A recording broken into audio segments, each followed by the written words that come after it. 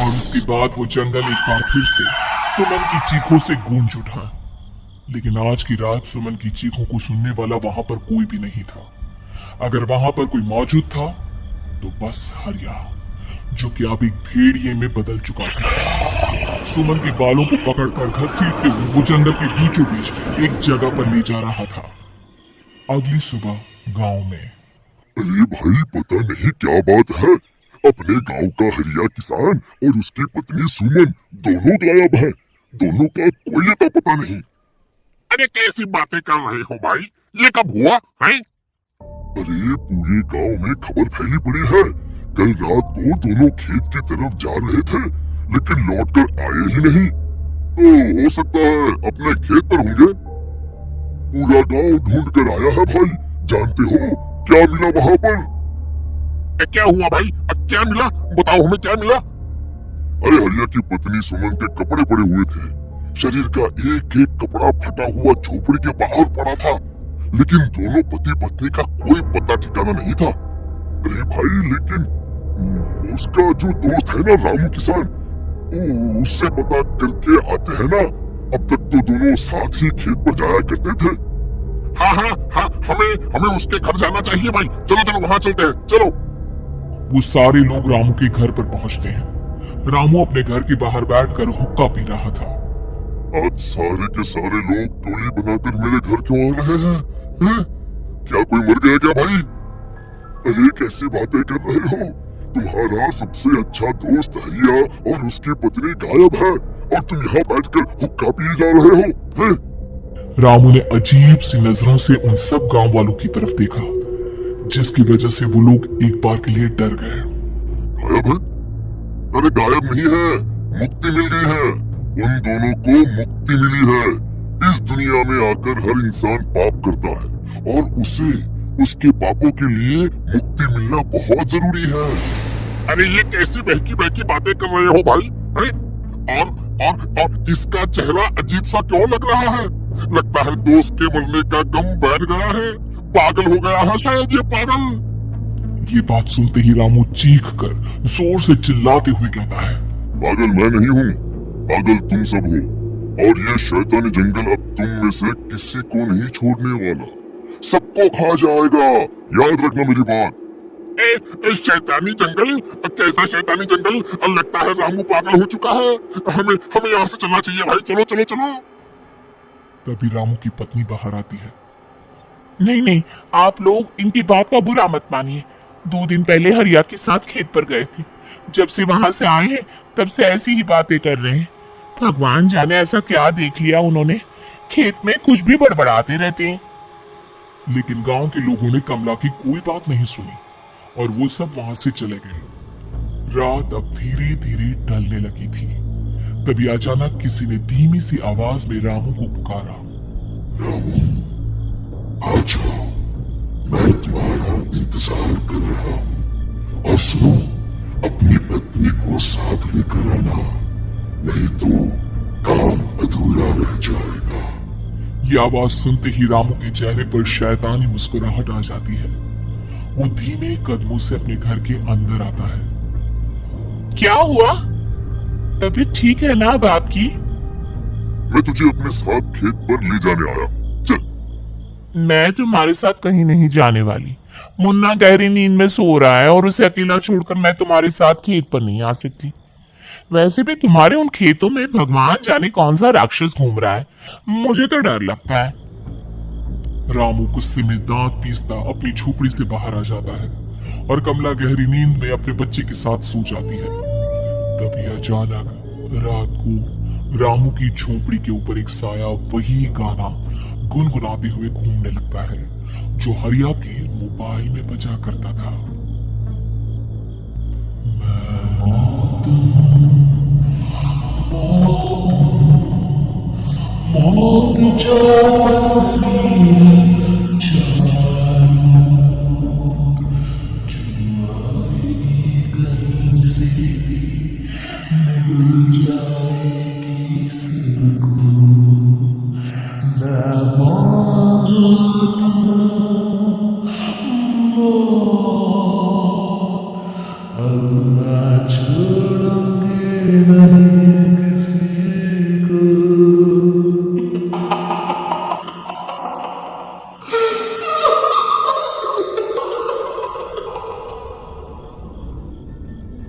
आवाज सुनकर रामू की पत्नी कमला की आंख खुलती है और वो देखती है कि उसका मुन्ना अपनी जगह से गायब था।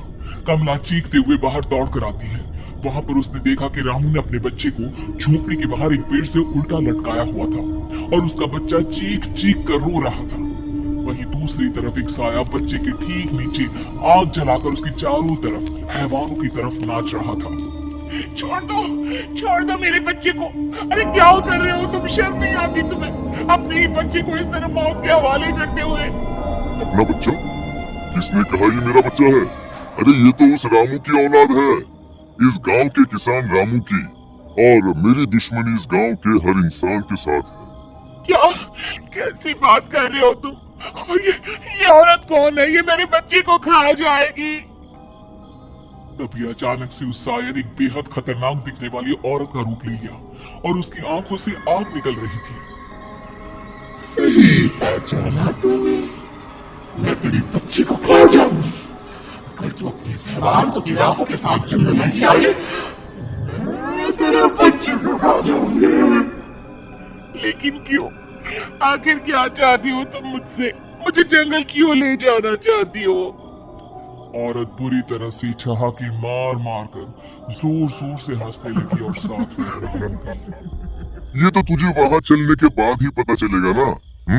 अगर तू नहीं आई तो थोड़ी देर में तेरा ये बच्चा आग में जलकर मर जाएगा। चल जल्दी। नहीं, मेरे बच्चे को छोड़ दो। तुम जहाँ कहोगे मैं तुम्हारे साथ चलने के लिए तैयार हूँ।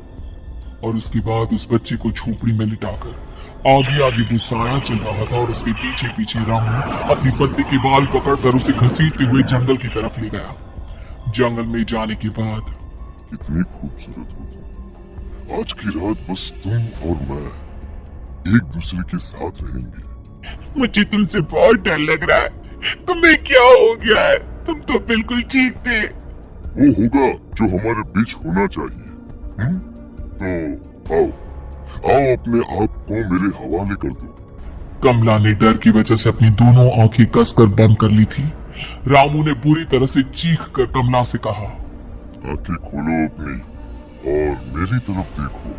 कमला ने जैसे ही अपनी आंखें खोली उसने देखा कि रामू एक खतरनाक खूनी हैवान में बदल चुका था। कौन हो तुम? जाने दो मुझे। क्या चाहते हो मुझसे? ये जो एक आदमी एक औरत से चाहता है, मैं तुम्हारा पति रामू नहीं बल्कि इस जंगल का एक भेड़िया हूँ, और आज की रात तुम्हारे खून से अपनी प्यास बुझा जाऊं। और उसके बाद वो जंगल कमला की दर्दनाक चीखों से गूंज उठा।